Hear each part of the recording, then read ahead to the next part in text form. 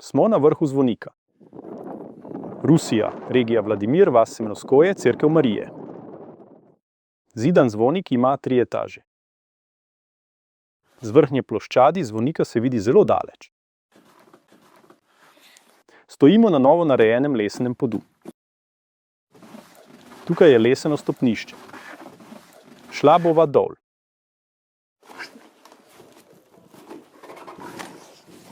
Spustimo se po novih lesenih stopnicah.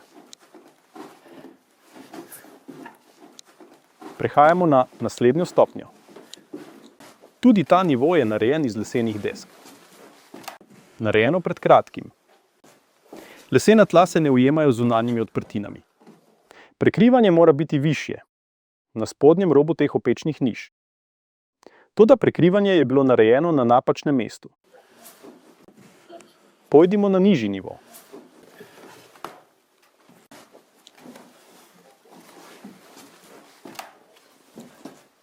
Spet vidimo lesena tla. Spodaj je lesen pod in na vrhu je lesen strop. Oba lesena poda sta bila izdelana pred kratkim. Ni sledu o zidanem stopnišču.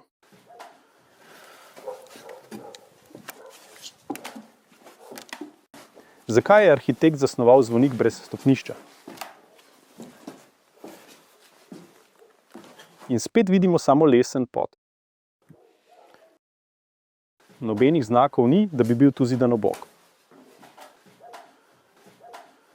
V opečnem zidu so bile narejene niše. Niše so premajhne in plitve. Za nosilce ne bo zanesljive pritrditve. Gremo dol. Spet po lezenih stopnicah. Zelo strme stopnice. Po takih stopnicah je neprijetno iti gor in dol. Prišli smo iz nebes na zemljo. Leseni tramovi so položeni ukrivljeno, pod kotom. Je bilo to res predvideno med gradnjo? Zvonik ima 4 na novo narejene lesene nadstreške.